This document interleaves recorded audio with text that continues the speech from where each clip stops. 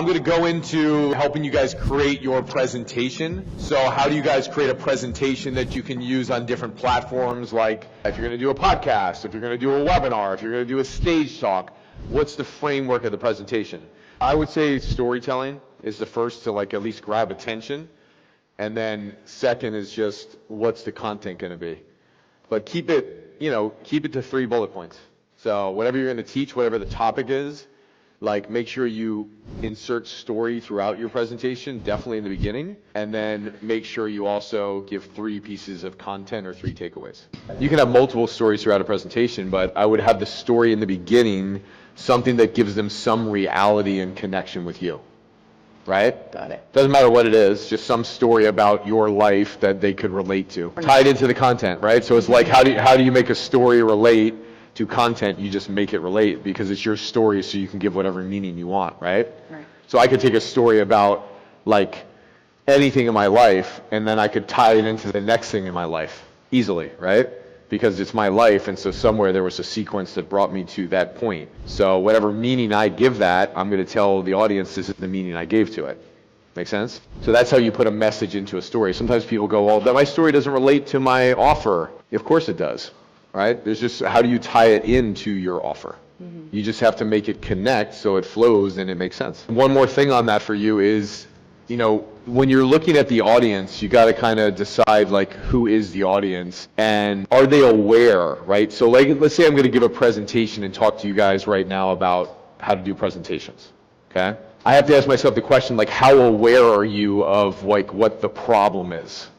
So are you in a place where you're not aware of the problem yet? So if you're sharing a topic that has to do with world hunger and you assume that the audience really understands the problem, okay, you would assume probably incorrectly, right? They might know the concept, but do they know the real problem? So a lot of times as an expert, we can make an assumption that the audience knows the problem because we're so in the expertise of it, but they really don't know the problem. So if you get people into the problem and you really explain to them what the problem is, they're then in a place of like, to me, we work as beings and we're kind of like, as a spiritual being, you're like, I want to solve the problem. It's just kind of a natural thing. You see a problem, you want to fix it, right? So if you give an audience a real problem and they're like, wow, I kind of have that problem, or it's just a problem that has to do with a cause and it's not something that like is directly personal to them. All right, quick pause. So if you're liking this and you want help applying it to your business, just click the link down below and you can book a free strategy call with one of my consultants. And these exact systems I'm sharing with you today, we've helped thousands apply them to their business. Let's get back to it. But you share the problem and now they have the data of the problem, and then you tell a story about you as a person or another individual who went through it. They all of a sudden relate that whole cause, right, to a person. So now it's personal to them, and now they've got the data of the problem and now they get it and they're vested in it, right? And so the problem in the story does all that. Does that make sense? So that's why that's the intro of the presentation. You hit the problem and you hit the story, and then they're ready for the content. If you hit the content without doing the problem and the story, they're not ready. There's a talk that I give about the problem with drugs, and to assume that people actually know the real history and to know where it kind of emanated from is actually not, it's an assumption. People don't know. So I give data so people understand. And then when you're doing a charity where you want people to contribute and help out, then now they understand what the problem is, so they're more willing to help. If it's a general thing and it's not a specific problem, there's no specificity. There's no action I can take as an audience member to fix it because it's a generality. And I can't possibly understand a generality. And even if I got the concept, how do I help a concept? I can't help a concept. The only thing I can help is a real thing, like this is a problem. This statistic that shows X, Y, Z, that's a factual problem. And then I could actually, as an individual, go solve that problem. Does this make sense? So it doesn't matter what you're doing.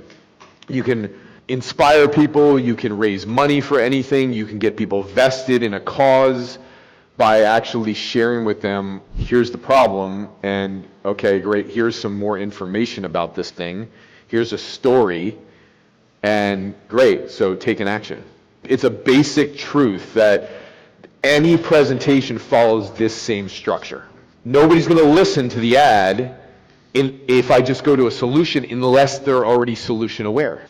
If they're brand new, I really got to come in and hit the problem a little bit. So they're like, yeah, I got that problem, and boom, switch to the solution and go get this thing, and then maybe at the end tie in my story. So sequences do change in presentations, right? Sometimes it's problem to the solution, right? And then boom, I sit the story at the end. So the mastery of the presentation is know when to put what where. But the basic sequence is, here's the intro of problem, solution, story, content, offer. So when you sell, there's no point in trying to rush into the offer and go, I got to rush through the offer or get through the offer or get to the offer. In fact, the entire presentation, you are selling them. The entire presentation. You are selling them on that bigger future that you want them to step into. How? If you tell a great story, they've now entered the story. They're a great story, they go on the journey with you through the story. And so and they're in the story. So when they come out, if they're in the story with you, you ever watch a story and sometimes you're just there and then all of a sudden or a movie and all of a sudden you come out of it and you're like, whoa, I was just in that movie. Anybody ever do that? Right, because you're in the journey. So something's happening where you're having an experience. Otherwise, you wouldn't have any emotions. Like if you just sat there and you're like, I'm watching this movie and oh, here comes a funny scene, you wouldn't laugh. You wouldn't laugh unless you got in the spirit of it and you were actually in the experience of it, right? So in a story, they're actually in the experience of it. So if the purpose and the design of the story is to take them through a journey of the problem, right, the pit, and take them through search for the solution, and breakthrough. If you take them on this journey, they're going on a journey and they're having an experience of going through the problem, searching for the answers, finally getting to the solution, which is the breakthrough, and then all of a sudden they're like, whoa, that's the answer. And there's some change that had to happen along the way to the person if they were actually in the story. They had some experience listening to it, being in it, that actually gave them more information, it triggered some emotions, it shifted some perspective to go, wow, there's a solution at the end of this problem. I'm just in the problem. And they totally changed in the story. And at this point, they come out of the story, they're going, wow, a good story at the end, people will go, well, how did you do that? How did you change your life? Or how did you get the answer? How did you build the business? People will have more questions. So they'll have more questions, and then they'll want to know those more questions, and at the end, those more questions are okay, great. If they're coming out of the content and they're like, wow, this is great content, I want more, that's when you go, here's the offer, have more. Make sense? If the person wants to see the movie and you know that some people have to see it multiple times, then you know you need to make it again because they want to see the movie. So why would you deprive them of the movie? So absolutely, 100% you would actually make sure they saw the movie. So it's the same thing in this when you're making an offer. You come in, even on the free offer, the way you can get good at selling, and most people don't think they're selling, they're like, can I sell from the stage? No, but you can give away something free. You're still selling. And if you don't know that you're selling on something free, you don't know how to sell. Because the free thing takes the same technique and the same strategy as the paid thing. Even more so today when it's free, because everybody goes, what's the catch? So this is how you think about presentation, right? But this is how you think about it, right? And so it really is, if you know the basic structure that can be used in any presentation, this becomes your stable foundation, right? Well, in a presentation, if you knew the basic things you were to do in every single presentation, you could get up anywhere, any place, anytime, and just talk. So if you're serious about scaling your business online and you want help with my one-to-many selling method to sell on podcasts or webinars or virtual stages or in person, then click the link down below and book a free strategy call. My coaches will help you implement it. We've worked with over 30,000 businesses on these very same strategies. Click it down below and go book. See you soon.